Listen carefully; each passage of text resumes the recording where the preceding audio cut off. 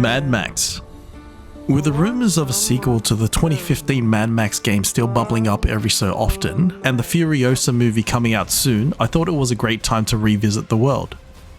As the name suggests, this is a game based on the famed movie franchise of Mad Max, one also set in the cliched, post-apocalyptic, dystopian and desolate wasteland of the future. I normally wouldn't replay games, but having such fond memories from my first playthrough in 2022, I felt it necessary to revisit this title, viewing it through more of a critical lens. So this is my retrospective review of Mad Max 2015, the video game. You've come to Griffer for a reason, deep inside. Twisted around horrors from which you run lies your strength. Griffer can help. Help you venture down to where you daren't go yourself, and lay bare your true promise. My first playthrough was already some 7 years after the game's original release. After a number of recommendations, I ended up diving right in and was pleasantly surprised with how much fun I had, considering how little fanfare there's been and how little this game gets talked about, especially by the broader games media. This action-focused open-world driving title puts the player in the shoes of the titular Mad Max on his quest to recover his infamous black-on-black interceptor after it's been stolen from him.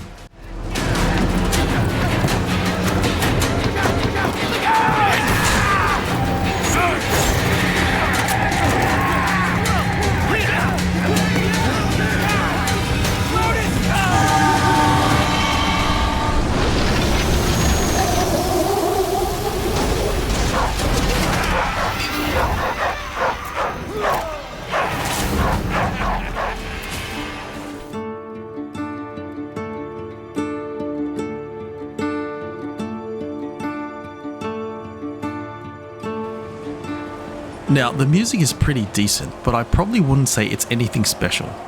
When you're driving around and there's just enough of a lull in the roar of the engine, the music does come through to help set that tone though. I mean, it absolutely suits the whole vibe of the game, but for a title of this caliber, I didn't really expect anything less.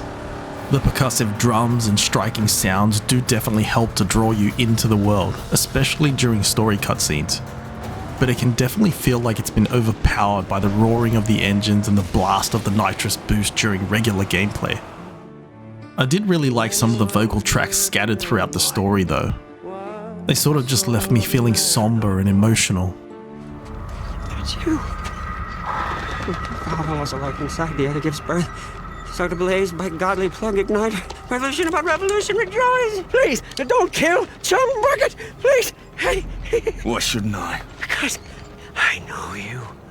The voice acting in this game is actually probably one of the best parts in my opinion. Yes, there are some weird takes on the Australian accent and some really unexpected use of slang, but it's mostly pretty well done. That's right. The only thing that annoyed me is the way Chum Bucket says Dinky D. And Dinky D too. Maybe I'm wrong, but I'm pretty sure this is meant to be Dinky Die. Dinky Die. Regardless, the voice work really helps to show off the uniqueness of each of the characters, and it really sells the world. Fresh meat for the grinder. Straight from the unforgiving waste. Like, I'm surprised with how well Chum Bucket is voiced and how expansive his vocabulary is. No. She's knowledge from the numinous, divinely inspired. She wills herself upon this world. Look! See, here. Divine meets dry shaft and a symbiosis of faith. I mean, it even takes into account the cult of combustion, and the language he uses around these beliefs is actually really well written in my opinion. Saint? Oh, Saint, come and see. Come and see, oh, Saint. Yes, she's... With these hands and the blessings of the sacred Illinois, she's come to life. My sweet angel combustion. Chum Bucket was at the start just this annoying side character, at least for me personally. He's about one of the most irritating pieces of human waste I've ever met. But he actually does grow on you. I think considering how well voiced he is and the quality of writing that's gone into everything surrounding him, I think he is a really unique and standout supporting character. That's what I'm saying! Now, the other characters throughout the game are also decently voiced, but there's really no comparison against Chum Bucket. A wanderer comes. I, Crow Dazzle, bid you welcome to the Circle of Light. to the circle of... Wait. I see you're not here to race. I can see it in your eyes. I'm looking for a fighter to join the Gastown race. They say you know them all. A shiny crow such as I is easily flattered. I may help you after all. Won't somebody tell me an answer if you can? I want someone to tell me what's the soul. Okay, first off, let's be honest here. This is an open world Mad Max game. It's going to have that 90s style action-packed story. If those classic 80s or 90s style action movies aren't your jam, this game probably isn't going to change your mind. Agreed. I mean, in my opinion, there's actually a lot to like about the story, but it is going to be pretty heavily focused on that spectacle and action and violence. You might be surprised with how well paced and how much detail they've put into the story here. But again, it's not going to be on the level of something like The Last of Us or God of War or something. Like, there's actually some really impactful moments that hit surprisingly hard considering the narrative vibe and what you'd normally expect out of the Mad Max franchise in general. Your machine is gone. You were betrayed. So what? Stay with us. Make a life. When are you gonna have another chance? The world building in this game is something I feel doesn't get talked about enough. If you let us stay here and rebuild. There seems to be this general consensus that Mad Max 2015 is indeed an underrated gem, and I absolutely agree with this. Perhaps it was the mammoth amount of titles that were released in the same year, with one particular AAA title even launching on the same exact day. I think it's fair to say Mad Max was definitely overshadowed. And it's a real shame too, because the world building and lore that's been crafted here really shines in my opinion. There's multiple expansive locations for you to explore, each with their own factions, with their own gimmicky differences and unique looking enemies. A stronghold for you to take shelter in and upgrade as you progress. A huge smorgasbord of vehicles to commit mechanical carnage in, and just a lot of detail in how the world looks and feels. You must be the daddy. Well now, Daddy's gonna die! Now, as good as the world and lore is in this game, I also really like the writing. Like, there are some genuinely cool moments and some that you may find hard to take seriously, but overall it's a pretty solid 15 to 20 hour plus game, depending on how much side content you want to do. I mean, just looking through the names of these characters themselves is a bit ridiculous, but these are the actual names in the game, like Chum Bucket. I know, Chum Bucket's not stupid. Or Jeet. Who's your driver? Gut Gash. Make her whole once more. Pink Eye. Full of tin cans. Stank Gum. Found your monkey! Tenderloin. Anyway. Scabrous Scrotus. The fox who thought he'd plunder from Scabrous Scrotus. And of course, Rim Jobby. Not here! This is my place! But best of all, Deep Fryer. I don't know. He's a fryer, and he's called Deep Fryer, like he's been deep fried. Look at his face. I mean, I guess all things considered, it's still not as ridiculous as this guy from Fury Road. And the thing is, it does all fit into the world quite well. Like, everything here does look to be lore accurate, and I think George Miller was initially involved. He did end up leaving for a reason though, and the game itself isn't canon. But I personally really enjoyed it. It's just unfortunate what happened behind the scenes. Burn through your veins. Where is it? Where is it?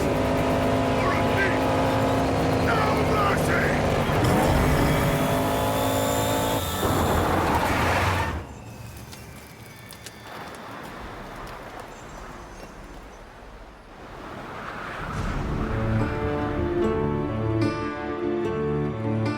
I'm going to ask a question. Answer if you can. Will anyone hear? So I wasn't able to find out how much the budget for Mad Max was, but to me it's always felt like a AAA title. Something I'd compare to one of the Arkham games or Shadow of Mordor, probably mainly because of the open world design and the fact that they were also Warner Brothers backed games.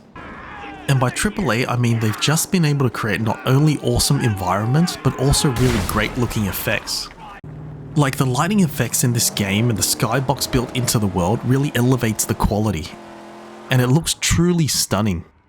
Like, I would honestly compare some of these shots to something like Red Dead 2. I mean, throughout my playthrough, I genuinely had to stop myself from just capturing every single moment I was immersed in the world because it's just so present. Like, it's honestly just so distractingly gorgeous all the time. You come into my house now. Now, I know a lot of people probably won't agree with this, but I really do believe there's a decent amount of diversity in the areas you visit in Mad Max. Like, sure, obviously it's set in the dry, desolate, arid outback featuring that dirty brown or grey tone, but there's still variety. Like, look at this. And this. And this. And this. And this. Where can we find salt?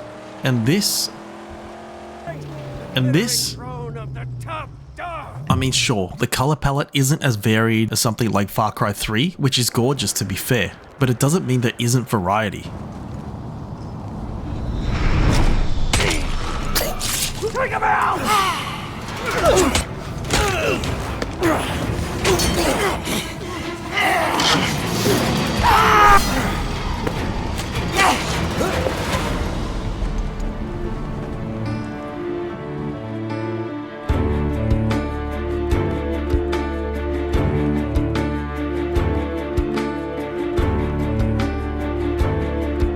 Now, I'm no expert on game design, but what I do know is that the freedom you're given in this game is, in my opinion, part of what makes it great.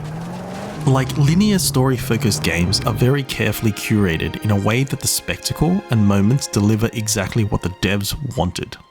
Like the timing of the music, the view and angle, the dialogue, it's all planned and mapped out in a way to heighten that moment.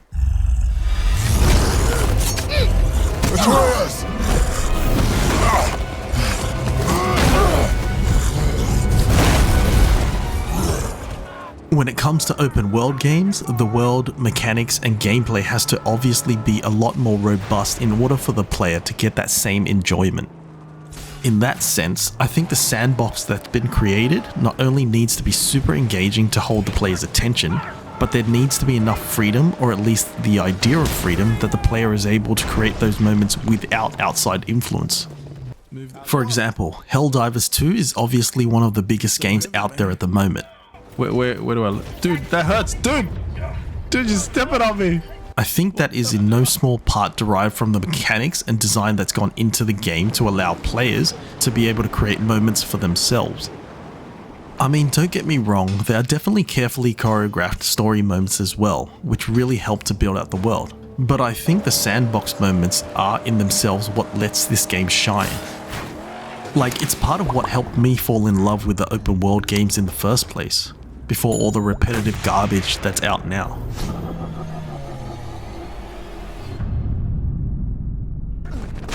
Now, melee combat.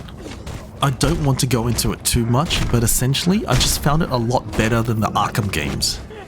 I mean, I know they're all different devs, but I just feel like being a Warner Brothers game, the combat and overall design sort of feels similar. And on top of that, I think it just feels more refined and works better. I mean, granted it is simpler, but for me personally, I definitely enjoyed it more in Mad Max. By the fire that moves the piston, by the tranny on all high, by the cam and the U-joint blessed be, there she lies, the magnum opus. Now, obviously, no game based on the Mad Max franchise would be complete without a comprehensive list of collectible cars, each with unique differences and designs and some absolute balls-to-the-wall car combat. Look, I'm not going to say this is hands down the best vehicular combat ever invented, but it's the best vehicular combat ever invented. Like, I don't remember having this much fun with a car combat in a driving game since the likes of, I don't know, Interstate 76? Obviously, it's not perfect, and honestly, probably not even for everyone, but you can blow up enemy cars with literal rockets. You can also tear down monolithic structures, or mow down random henchmen. or cripple heavily escorted convoys, or buckle in for a chaos-fueled race. Or my personal favourite, simply harpooning goons. I think the beauty of this game just comes from the organic moments that are naturally created as you go about your business. Fittingly, the car you start off with becomes more than just a tool. In most games, the mount is really just a means to an end. It's an instrument that's more of a quality of life improvement than something meaningful. The design philosophy in Mad Max though is different because the magnum opus is part of who you are. It's why you're even still fighting. You can obviously upgrade as you go, making it stronger and faster, but you're given a certain level of customization to add your own flair. Like, it's not super detailed, but there's still enough options to have it look the way you want. And I mean, it makes sense because this is essentially a game about a man and his car. Oh, and guess what? There aren't any microtransactions either. It's all earnable in-game, the way games are meant to be. And there is also fast travel, even though it's pretty fun just driving around. Looking at you, vampire. And you're given the option to upgrade the car anywhere, anytime, really. And there's no rubbish inventory management, which I know some people enjoy, but I generally just find tedious. The devs have just put a lot of thought into this game. So, killer, little Count Carburetor says you need to bust through the jaw. I'm going to Gastown. Sure you are. Now me, I know a lot about Gastown and the jaw. I trade goods in and out of there all the time. You want something? Say it. Ain't no sweet talking to you, is there? All right. Tell me, answer if you can. I want someone to tell me what is the soul of a man. Mad Max is now close to a decade old, and it's honestly still super fun. I mean, you're given a dog, a slave, and a car. Like, what more can someone ask for in this desolate wasteland? Look, in all seriousness, I think if you enjoy the formulaic open world games or some action-packed vehicular combat, or are a Mad Max fan at heart, you will enjoy this title. There is a lot to like about this game, but personally, I found the gameplay loop to be pretty exceptional. Mad Max is still worth playing in 2024. I've traveled different countries, traveled in furthest land. Haven't found one to tell me what is the soul of a man. If you've managed to sit through this whole video, thank you so much for watching. I'm still looking to upload a brand new video once a fortnight, but be sure to let me know what else you'd like to see in the comments. Thanks again for watching. Hopefully, I'll catch you in the next one.